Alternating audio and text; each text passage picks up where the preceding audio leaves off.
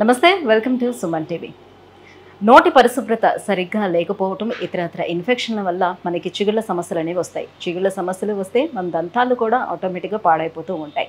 అయితే ఈ చిగుళ్ళ సమస్యలకి లేటెస్ట్గా మనకు అందుబాటులో వచ్చినటువంటి ఈ లేజర్ ట్రీట్మెంట్ వల్ల ఎలాంటి బెనిఫిట్స్ ఉన్నాయి, ఈ విషయాన్ని తెలియజేసేందుకు మనతో పాటు ఉన్నారు ఎఫ్ఎంఎస్ ఇంటర్నేషనల్ డెంటల్ సెంటర్ నుంచి పెరియోడాంటిస్ట్ డాక్టర్ అరవింద గారు. Hello ma'am. హలో సుజిత గారు, నమస్తే. నమస్తే మ్యామ్. చిగుళ్ళ సమస్యల విషయానికి వస్తే ఈ చిగుళ్ళ సమస్యలు అనేవి ఎన్ని రకాలుగా ఉంటాయి? కామన్గా వచ్చే ప్రాబ్లం ఏంటంటే చిగురు ఇన్ఫెక్షన్, జింజివైటిస్, పెరిడాంటైటిస్ అంటాం. జింజివైటిస్లో చిగురు నుంచి రక్తం రావడం, చిగురు వాపులు, చిగురు ఎర్రబట్టడం, తర్వాత అది ట్రీట్ చేసుకోకపోతే అది ఇంకా సివియర్ అయిపోయి పెరిడాంటైటిస్కి వెళ్తుంది. పెరిడాంటైటిస్లో పేషెంట్కి పళ్ళ మధ్య గ్యాప్స్, తర్వాత పళ్ళు కదలడం, సెన్సిటివిటీ, నోటి దుర్వాసన అండ్ అల్టిమేట్లీ పళ్ళు కోల్పోవడం అనే ప్రాబ్లం ఉంటుంది. ఈ కామన్ ప్రాబ్లమ్సే కాకుండా ఇతర చిగురు సమస్యలు ఏంటంటే పెరికోర్నైటిస్ అంటాం. అంటే ఇప్పుడు ఏదైనా కొత్త పన్ను నోట్లోకి వస్తున్నప్పుడు చిగురు అడ్డు ఉండి దాని కింద ఇన్ఫెక్షన్ ఫామ్ అవ్వడం, అలాంటి ఇబ్బందులు ఉంటాయి. ఒక్కొక్కసారి టంగ్ టై అనే ప్రాబ్లం ఉంటుంది. అంటే పిల్లల్లో చూస్తాం. ఇది టంగ్కి మరియు చిగురుకి కనెక్షన్స్ ఉంటాయి అన్నమాట. దానివల్ల ఏంటంటే నాలుక సరిగా ఎక్స్టెండ్ చేయలేకపోవడము, మాటలు సరిగ్గా రాకపోవడం, ఫ్రీనమ్స్ అని ఉంటాయి. టంగ్కే కాకుండా అవి పెదవికి కూడా అటాచ్ అయి ఉంటాయి. ఇంకోటి ఏంటంటే ఒక్కొక్కసారి బినైన్ గ్రోత్స్, అంటే చిగురు గడ్డల్లాగా అలా ఏర్పడుతుంటే ఎస్పెషలీ ప్రెగ్నెన్సీలో చూస్తాం అన్నమాట. ఇది మ్యామ్, ఇప్పుడు మీరు చెప్పినటువంటి ఈ చిగుళ్ళ సమస్యలన్నిటి కూడా ఎటువంటి చికిత్సలు అందుబాటులో ఉన్నాయి? చిగురు ఇన్ఫెక్షన్ అయితే జింజివైటిస్, పెరిడాంటైటిస్ అని అన్నాం కదా, వాటికి ఫస్ట్ క్లీనింగ్తో స్టార్ట్ చేస్తాము. ఒకవేళ పెరిడాంటైటిస్ అయితే ఓన్లీ క్లీనింగ్ సరిపోదు. అలాంటి కేసెస్లో లేజర్ ట్రీట్మెంట్స్, ఒక్కొక్కసారి ఫ్లాప్ సర్జరీ, బోన్ గ్రాఫ్టింగ్ అవి చేస్తాం. మిగతా సమస్యలు అంటే పెరికోర్నైటిస్, కొత్తగా వస్తున్న పన్నుకి ఏమైనా అడ్డుగా ఉంటే చిగురు, లేదా ఇట్లా ఫైబ్రస్ బ్యాండ్స్, ఫ్రీనమ్స్ అన్నాం కదా, అలాంటివి, లేదా చిగురు వాపులు అలాంటివి ఉంటే సర్జికల్గా కానీ లేజర్తో కానీ అవి తొలగించాల్సి వస్తుంది. అంటే కొంతమందికి చిగురు అనేది ఎక్కువగా కనిపిస్తూ ఉంటుంది అండ్ మోర్ ఓవర్ అది చాలా బ్లాకిష్గా కూడా ఉంటుంది. ఎందుకు అలా అయిపోతుంది వాళ్ళకి? అంటే మన ఇండియన్స్లో ఇప్పుడు మన స్కిన్ కలర్ మెలనిన్ మనం యూజువల్లీ డార్కర్ వేరే వాళ్ళతో కంపేర్ చేసుకుంటే అది జస్ట్ ఫిజియోలాజికే, అదేం డిసీజ్ ఏం కాదు. మెలనిన్ అనే పిగ్మెంట్ వల్ల మనకి అలా నల్లగా కనిపిస్తాయి. అయితే అది మన ఫేస్ స్కిన్తో మ్యాచ్ అవ్వకపోతే కొంచెం ఆడ్గా కనిపిస్తుంది. అప్పుడు కరెక్ట్ చేయాల్సి వస్తుంది. అప్పుడు ఏం చేస్తామంటే చిగురు పైన పొర అనేది తొలగిస్తాం. దాంతో కొంచెం చిగురు కొత్తగా మళ్ళీ ఫామ్ అయినప్పుడు పింక్గా టర్న్ అవుతుంది. అప్పుడు పేషెంట్కి కాస్మెటిక్గా కొంచెం బెటర్ ఉంటుంది. ఇట్లాంటి కాస్మెటిక్ ప్రాబ్లమ్స్, ఒక్కొక్కసారి గమ్మీ స్మైల్ అంటాం. అంటే నవ్వినప్పుడు చిగురు ఎక్కువగా కనిపించడం, పన్ను పరిమాణం అనేది తక్కువగా కనిపిస్తూ ఉంటుంది. జింజైవల్ కాంటూరింగ్ అంటాం. ఎక్కువగా ఉన్న చిగురుని కట్ చేసి కొంచెం షేపింగ్ లాగా చేస్తాం. సో ఈ చిగురు కట్ చేసే దగ్గర మనం ఐదర్ సర్జికల్గా బ్లేడ్స్ తోటి చేయొచ్చు, లేకపోతే లేజర్ ట్రీట్మెంట్స్తో కూడా చేసుకోవచ్చు. సో ఇంతకుముందు మీరు ట్రీట్మెంట్స్లో భాగంగా చెప్పారు లెనాప్ అని. సో అంటే ఏంటి ఆ లెనాప్ ట్రీట్మెంట్, ఎలా ఉంటుంది అండ్ లేజర్ చికిత్స వల్ల కూడా ఎలాంటి బెనిఫిట్స్ ఉంటాయి మనకి? లెనాప్ అండర్స్టాండ్ చేసుకోవాలంటే ఫస్ట్ మనం లేజర్లో టైప్స్ ఏంటి అనేది చూసుకోవాలి. ఏ టిష్యూస్ని ట్రీట్ చేస్తున్నాం అనే దాన్ని బట్టి రెండు రకాల లేజర్స్ ఉంటాయి. Soft tissue lasers, hard tissue lasers. Soft tissue లేజర్స్లో డయోడ్, ఎన్డియాగ్ ఇట్లాంటి లేజర్స్ ఉంటాయి. ఓకే, దీంతో సాఫ్ట్ టిష్యూ ప్రొసీజర్స్ చేయొచ్చు. అంటే చిగురు ఇన్ఫెక్షన్ సంబంధిత ప్రొసీజర్స్, లెనాప్, లేదా లేజర్ డిస్ఇన్ఫెక్షన్ అంటాము, పాకెట్ డిస్ఇన్ఫెక్షన్ అలాంటివి, లేదా చిగురు కట్ చేసుకోవడం, కొత్తగా వచ్చే పన్ను చుట్టూ కానీ, లేకపోతే ఈ ఫ్రీనమ్స్ అన్నాను కదా బ్యాండ్స్, అవి కట్ చేసుకోవడానికి ఫ్రీనెక్టమీ అనే ప్రొసీజర్ చేసుకోవచ్చు.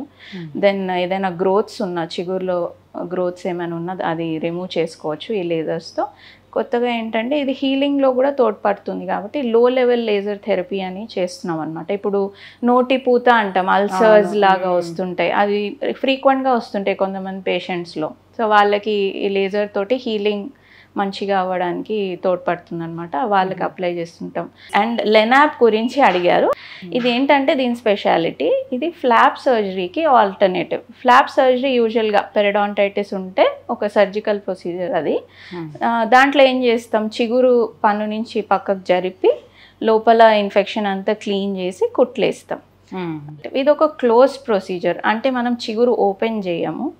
దీంట్లో లేజర్ అనేది 2 times పాస్ చేస్తాం. ఫస్ట్ టైం పాస్ చేసినప్పుడు ఏంటంటే చిగురు లోపల భాగంలో ఇన్ఫెక్షన్ వల్ల టిష్యూ అంతా మారిపోయి ఉంటుంది, పాకెట్ లైనింగ్ అంటాం, అదంతా రిమూవ్ చేస్తాం. సో దాంతో ఉన్న బ్యాక్టీరియా, టాక్సిన్స్ అన్నీ కూడా తొలగిపోతాయి. తర్వాత రూట్ సర్ఫేస్ అంటే వేరు భాగంలో గారా పాచి అంతా ఉంటుంది, దాన్ని హ్యాండ్ ఇన్స్ట్రుమెంట్స్ ఉంటాయి, క్యూరెట్స్ లేదా అల్ట్రాసోనిక్ మెషిన్ తోటి రూట్ సర్ఫేస్ అనేది క్లీన్ చేసుకుంటాం. ఓకే. సో చిగురు క్లీన్ అయిపోయింది, వేరు క్లీన్ అయిపోయాక సెకండ్ టైం ఈ లేజర్ అనేది పాస్ చేస్తాం. అప్పుడు ఏమవుతుందంటే ఇంకేమైనా బ్యాక్టీరియా ఉంటే అవి కూడా తొలగిపోతాయి లేజర్ లైట్ వల్ల.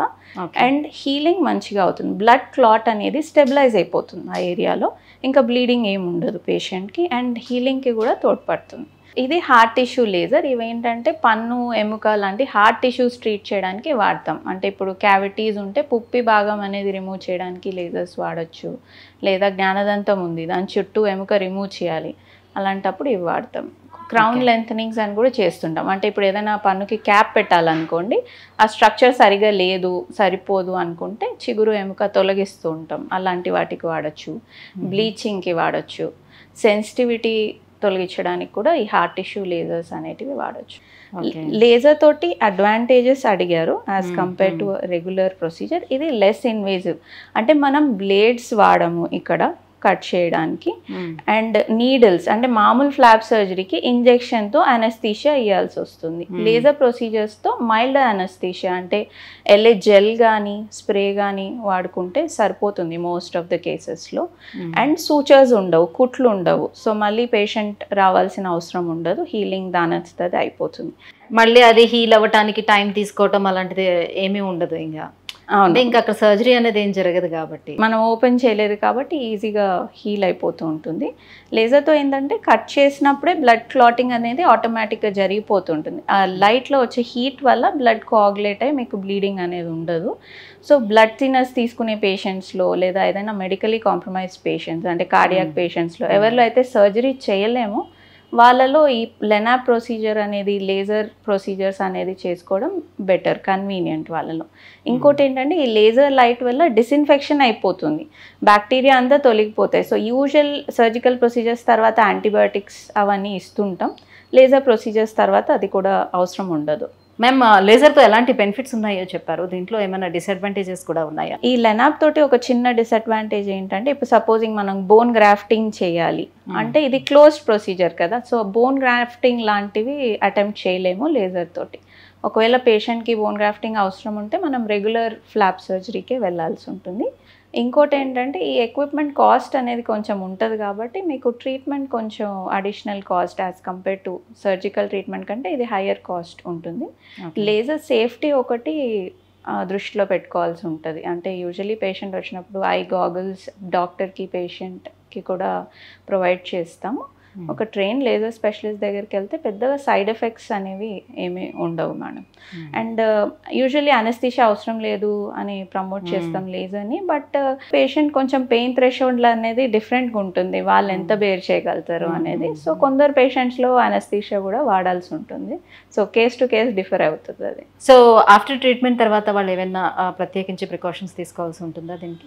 యూజువల్లీ బ్లీడింగ్ ట్రీట్మెంట్ చేసేటప్పుడే ఆగిపోతుంది. So but usually 24 to 48 hours వరకు కొంచెం జాగ్రత్తగా ఉండమని చెప్తాము. అంటే మళ్ళీ బ్లీడింగ్ ఇంట్లో అవ్వకుండా సాఫ్ట్ ఫుడ్స్ తీసుకోవడము, మరీ హాట్ ఫుడ్స్ అవి తీసుకోకపోవడము అవాయిడ్ చేయమంటాం. స్మోకింగ్ ఏమైనా ఉంటే అవాయిడ్ చేయమని చెప్తాము. యూజువల్లీ కొన్ని రోజుల వరకు అంటే 10 to 14 days వరకు సాఫ్ట్ బ్రష్ అది వాడాల్సి ఉంటుంది. అదర్వైజ్ ఇంకా స్పెషల్గా ఏమి ఉండదు మ్యామ్ లేజర్స్ తోటి. Right, thank you so much ma'am. So చిగుళ్ళ సమస్యలకు కారణాలు అట్ ద సేమ్ టైం అందుబాటులోకి వచ్చినటువంటి లేజర్ ట్రీట్మెంట్ గురించి తెలియజేసినందుకు thank you. Thank you Sujitha గారు.